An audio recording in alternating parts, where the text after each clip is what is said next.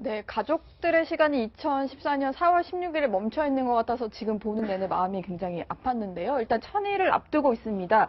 그런데 아직까지 우리는 세월호 7시간 얘기를 하고 있는 이 사실이 좀 많이 답답해요. 이제 특검에서 수사를 한창 진행이 되고 있는데 그럼에도 불구하고 뭔가 명확하게 드러난 건 아직 없는 것 같습니다. 아주 간단하게 말하면 세월호 7시간이 드러내려면 청와대 압수수색을 해야 되는 거예요. 청와대에서 솔직하게 밝히지 않는 이상 그걸 어떻게 합니까? 청와대 안에서 있었던 일을. 그래서 지금 확인이 된 건 12시에 점심 드신 거하고 뭐 3시 몇 분경부터 4시 몇 분경까지 머리했던 거. 그 시간만 확인이 되고 나머지는 물론 청와대에서는 다 밝혔다고 하고 있지만 예. 아무도 밝혔다고 생각하고 있지 않잖아요. 거기다 이제 더 충격적인 건 뭐 박근혜 대통령이 세월호 7시간 잘 기억이 안 난다라고 지금 하시는 바람에 더더욱이나 국민들이 분노를 하고 있는데 네. 특검이 열심히 수사를 해도 사실 청와대에서 협조하지 않으면 박근혜 대통령이 협조하지 않으면 알 수가 없습니다. 저도 영상 보면서 굉장히 좀 저도 이렇게 울컥하는데 저 유가족들의 마음을 생각해서라도 세월호 7시간 관련해서는 청와대에서 좀 적극적으로 소명을 좀 해야 되지 않을까 생각이 드네요. 아니 근데 네. 박근혜 대통령이 그날은 기억을 못할 수가 없잖아요. 그러니까 예를 들어서 이제 세월호 참사 있고 그 뒤에 아무 일도 없이 2년이 그냥 훌쩍 흘렀고 갑자기 다시 그 7시간에 대해서 누군가 물어본다면 혹시 잊어버렸을 수도 있어요. 그런데 지난 2년 내내 정치권에서 이게 계속 쟁점이었잖아요. 네. 그죠? 시민단체에서도 계속 요구하고 있고 또 그 가족들이 광화문 앞에서 계속 그 텐트 치고 생활했고 그 지나다니시면서 늘 보셨을 거고 그리고 정치적으로 이게 계속 이슈가 되어 왔기 때문에 그러니까 잊으려고 해도 잊을 수가 없죠. 박근혜 대통령은. 그렇지 않겠어요? 본인도 뭐 밖에서 문제 제기할 때마다 그날 내가 뭐 했지 자꾸 반추해봤을 거야 아마 분명히. 그러니까 절대 잊을 수가 없다. 게다가 대통령이요 굳이 사실은 이거 기억 안 해도 됩니다. 왜? 참모들이 있기 때문에 참모들이 꼼꼼히 기록해서 매일매일 일정을 대통령 일정을 다 기록을 해놓습니다. 특히 정호성 제1부속실 비서관 기록 당연히 하죠. 24시간 365일 옆에 붙어 있는 사람 아닙니까? 자, 그런데 정호성 전 비서관이 최근에 뭐라 그랬어요? 그날 오전에 누군가 관저에 대통령이 관저에 있었던 건 맞고 관저에 사람들이 누군가 있었던 것 같은데 내가 말할 수는 없다라고 이야기를 했어요. 자, 그러면 그날 오전에 무슨 일이 있었는지 이미 사실은 전 거의 다 이야기한 거나 다름없다라고 보거든요.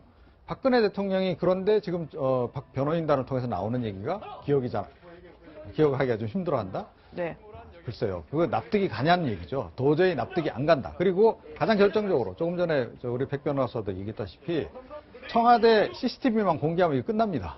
예, 청와대 CCTV 사각지대가 없기 때문에 CCTV만 공개하면 그날 아주 그야말로 쥐새끼 한 마리, 강아지 한 마리 다닌 것도 다 파악이 된다는 거예요. 자, 그래서 공개를 해라. 자, 자꾸 이렇게 숨기려고 하지 마라. 이제는 이제 때가 왔다. 저는 그렇게 생각합니다. 네. 이번에 또 국정조사를 하면서 세월호 7시간의 풀 열쇠로 청와대 의무실에 있던 간호장교 조혁대위를 지목을 했었는데 어제 특검팀이 또 출국을 허용을 했습니다. 그리고 특검 조사에서도 뭐 특이점이 나오지 않았다. 그런 얘기도 나오는데 어떻게 보십니까? 사실 조혁 대위는 청문회에서 위증한 게 아니냐라는 의혹이 좀 있었죠. 그 과거에는 의무동, 그러니까 박근혜 대통령 관저 근처에서 근무를 했었다라고 했는데 청문회에서는 의무실, 그러니까 청와대 직원들을 근무하는 곳에 있었다라고 말을 바꾼 것처럼 됐었고 들어오는 과정에서 나는 가족 빼고 아무도 안 만났다고 했는데 알고 보니 본인의 동료들을 만났다는 것도 확인이 됐습니다. 그런데 그런 부분이 조사해 보니 크게 유의미하지 않더라. 아니면 의무실에 있었다라는 아마도 증빙자료 같은 것이 제출이 되지 않았을까. 그래서 조혁대위는 더 이상 세월호 7시간과 관계가 없다라고 판단한 것 같고요. 네. 어쨌건 현역군인이고 지금 참고인 신분이잖아요.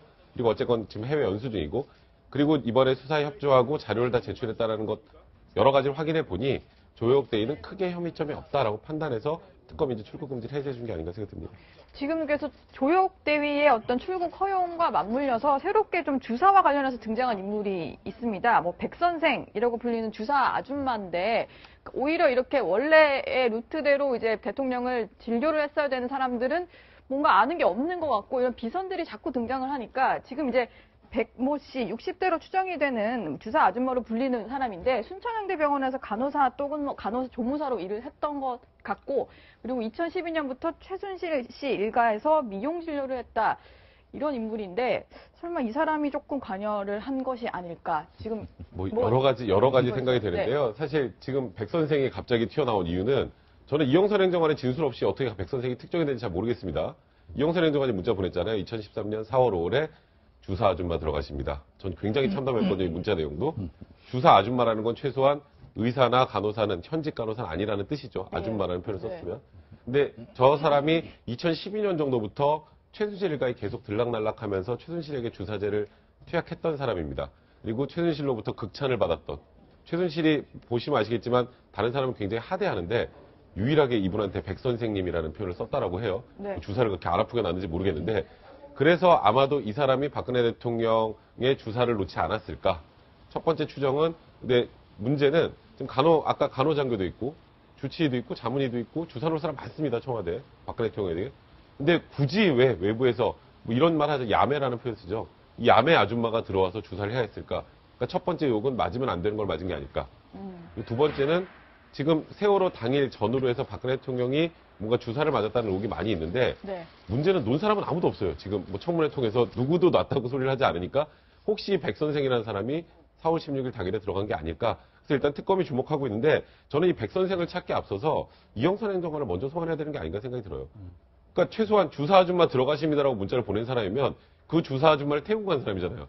그럼 그 주사 아줌마가 누군지 제일 정확하게 알 사람인데, 이영선 행정관의 진술 없이 어떤 방식으로 이 백 선생이라는 사람을 특정했는지 모르겠습니다만, 네. 이영선 행정관의 조사가 좀 선행돼야 되는 게 아닌가 생각됩니다. 글쎄요, 그러니까 여러 정황으로 볼 때 이게 최순실 씨에게 주사를 놓던 아줌마일 가능성은 굉장히 높아요. 그러니까 그 당시 이영선 행정관이 뭐 그동안 최근에 이제 밝혀지기도 했지만 최순실 씨를 거의 수행한 거 아닙니까? 의상실에서도 같이 있었고, 네. 휴대폰 이렇게 꺼내주기도 했고, 그리고 이제 이른바 보안 손님 왔다 갔다 하는 과정에서 차량 지원 서비스도 주로 했고, 그러니까 그렇다 그러면 이영선 행정관은 확실히 알고 있을 가능성이 높다. 그리고 역시 최순실 씨에게 주사를 놨던 사람일 가능성도 높다. 이렇게 추정이 되고요. 그리고 딱 눈에 띄는 게 순천향병원이라고 하는 부분이에요. 네. 그러니까 순천향병원하고 이게 지금 최순실 일가하고 보통 사이가 아닌 걸로 지금 이제 우리가 좀 확인이 되고 있지 않습니까? 이임승 교수가 이제 이 정유라 애도 받아줬고, 또 게다가 이 순천향병원은 지금 그 우병우 전 민정수석 장인 일가하고도 지금 굉장히 가까운 사이잖아요. 네. 그리고 이제 뭐 장인하고 지금 최태민 씨하고도 굉장히 가까웠던 것으로 좀 알려지고 있을 뿐만 아니라 두 사람 다 또 이 최태민 씨까지 포함해서 이 순천향병원에서 계속 진료를 받았고, 이 순천향병원이 어떻게 보면 일종의 이 의료와 관련해서는 최순실 씨에게 약간 허브 역할을 좀 한 게 아닌가, 그런 생각을 좀 하게 되거든요. 자, 그런 점에서 사실은 그 연장선에서 그러니까 주사 아줌마도 혹시나 이 순천향병원 쪽에서 일을 했던 그런 그 옛날 그 연고로 그때부터 이미 알고 있었던 사이 아닌가. 그리고 이제 이 간호사 그만두고 나서 이러이러한 이제 주사 아줌마로 활동하는 과정에서 다시 이제 최순실 씨하고 좀 연결이 된 게 아닌가. 네. 그런 의혹까지도 지금 들게 한다. 예. 네, 세월호 7시간 행적 관련해서 박근혜 대통령이 즉 담화에서는 처음부터 이제 사실 무근이고 뭐 구판 벌인 적 없다 부인을 했었고요. 그리고 조만간에 행적에 대해서 밝히겠다고 말씀을 하셨는데 네. 그 이후에는 침묵을 하고 있어요. 그런 상황이라면 계속 좀 이런 의혹이 풀어줄 수 있는 건 박근혜 대통령밖에 없는 것인데 직접 그런 데서 언급을 하지 않고 있거든요. 그래서 어떻게 보십니까? 일단 5일까지 세월호 7시간 관련된 내용에 대한 답변서를 제출한다라고 하고 있는데, 아마도 우리가 지금까지 알고 있는 수준으로 제출할 가능성이 많습니다. 그동안에 청와대 이것이 팩트다 해가지고 뭐 무슨 보고가 있었고 누구랑 통화했고 뭐 이런 내용들 나왔는데, 그게 실제로 박근혜 대통령이 전화를 받은 건지 아니면 서면 보고가 박근혜 대통령에 도달한 건지는 아무도 모릅니다. 그런 부분 가지고 해명을 하시려면 애시당초 이건 번지수를 좀 잘못 찾은 것 같고, 그래서 했던 청문회에서 누가 들어온 적이 있었냐 해서 대통령의 사생활을 밝힐 수 없다라고 그랬어요. 안 들어왔으면 안 들어왔다고 그러지 뭐 그걸 밝힐 수 없다는 표현을 잘 안 쓰거든요. 그러면 누군가 제3의 인물이 있었을 가능성이 있습니다. 그리고 네. 청와대에서 7시간 관련해서 아무 말도 하지 않다가 그 올림머리와 관련된 보도가 딱 나오자마자 다음날 즉각 분단위로 계산해서 정확하게 그 머리 관련된 아줌마가 아니라 원장이 들어왔다는 얘기를 네. 바로 합니다. 그 말인즉슨 청와대는 그날 분단위로 누가 들락날락했는지 알고 있다는 뜻이에요. 그날 당일, 네, 보도 당일날. 당일 해명. 그러니까 뭐 44분에서 뭐 53분인가 뭐 이런 식으로 나왔잖아요. 뭐 3시에서 4시 정도 이게 아니라, 그렇다면 그게 다 있다면 그것만 내주면 돼요. 그것만 내주면 모든 게 끝나는데 그걸 안 내주면서 나는 잘못한 게 없고 이건 탄핵 사유가 아니다. 아주 간단하게 생각을 하면 아이들이 지금 배가 침몰하고 있는 그런 과정에서 머리하는 아줌마를 2시쯤 불러서 그 사람이 올 때까지 기다리고 그 이후에 머리를 하고 그 이후에 중대본에 갔다는 건 사실 저는 그것만 가지고 탄핵 사유가 된다고 생각을 하거든요. 네. 근데 그거에 대해서도 잘못됐다는 생각을 안 하고 있다는 것, 그건 박근혜 대통령이 우리 국민들의 생각하고 너무 다른 동떨어진 생각을 하고 계신 게 아닌가 싶습니다. 교수님, 저번에 대국민 담화 당시에도 대통령께서는 분명히 조만간에 이 소상이 밝힐 기회가 있을 것이다라고 얘기를 했었거든요. 기자들이 질문을 하자. 근데 결국에는 그 이후에 기회가 없었어요. 물론 저는 타이밍을 놓쳤거나 아니면 새로운 의혹이 나오면서 반전할 기회를 놓쳤다고 볼 수도 있을 것 같은데 어떻게 보십니까? 근데 저는 대통령의 그 발언에 신뢰를 하지 않습니다. 대한민국 국민으로서 대통령의 발언을 신뢰하지 않으면은 사실 더 이상 기대할 게 없다는 얘기죠. 지금까지 대통령은 오늘 이 순간까지도 자신이 뭐를 잘못했는지에 대해서는 인정하지는 않는 것 같아요. 심지어는 당시에 기억나시겠습니다만 세월호 이전의 대한민국과 세월호 이후의 대한민국이 달라질 것이라고 얘기했습니다. 눈물을 흘리면서. 뭐가 달라졌죠? 전혀 엉뚱한 얘기입니다. 대통령의 얘기는 그냥 말로만 하는 거예요. 심지어는 이번 사건과 관련해서 대국민 담화를 할 때도 거짓말한 겁니다. 그렇지 않습니까? 거짓말했습니다. 상식적으로 청와대 참모진이 세팅되기 전까지 도움을 받았다? 국민들 앞에 그렇게 얘기를 한 겁니다. 담화로, 대국민 담화로. 근데 무슨 말을 믿을까요? 자, 이 얘기는 뭐냐면 대통령은 끝까지 숨기려고 하고 있는 거예요. 조금 전에 자막에다 넣었습니다만 당시 4월 16일 날 박 대통령이 여러 가지 잘못한 거 전혀 없다.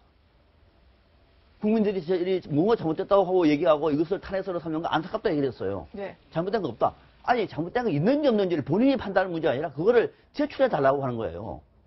그 아이들이 물속에 가라앉고 있는 동안에 대통령께서 뭘 하셨는지 그거를 설명해 달라. 그러고 난 다음에 그걸 가지고 국민들이 아 저러면은 대통령이 최선을 다했구나. 네. 이해할 수 있잖아요. 그거를 내지도 않으면서 헌법재판소가 내려가는 시간까지도 지금도 지체시키면서 안타깝다. 누가 안타까운데요? 그러니까 이거는 방금 백 변호사가 말씀하셨다시피 국민들의 생각과 너무도 동떨어져 있는 또 심지어는 얘기하는 주장 자체도 상당히 국민들 앞에 거짓말을 하는 끝까지 국민과 싸워보겠다는 이런 정도의 발상이라고 얘기하면은 청와대 얘기를 믿을 수가 없고 또 심지어 대리인단도 네. 박근혜 대통령이 당일 기억이 안 난다고 얘기하면은 대통령님 이러시면 안 됩니다. 그날 온종일 TV에서 나라가 난리가 났는데 대통령이 그날 현재 기억이 안 난다고 얘기하면은 이걸 제가 발표하면은 우리를 어떻게 볼까요? 이거 안 됩니다. 말을 해야 될 텐데 이걸 뻔히 알면서도 대리인단이 다 지금 논해요. 세월호 7시간에 대해서 기억을 잘못하고 있다. 기억을 되살리기 위해서 노력하고 있다. 노력하지 마세요 아예 그냥. 이거를 말이라고 얘기한다고 그러면 뭐를 논평을 합니까? 네. 아 정말로 대한민국의 비극입니다. 네. 지금 이제 세월호 7시간 의혹 관련해서 지금 청와대에서 불법 의료시설 의혹까지 불거지고 있는 상황입니다. 이 과정에서 또 최순실 씨가 연결고리로 지금 이렇게 드러나고 있는데요.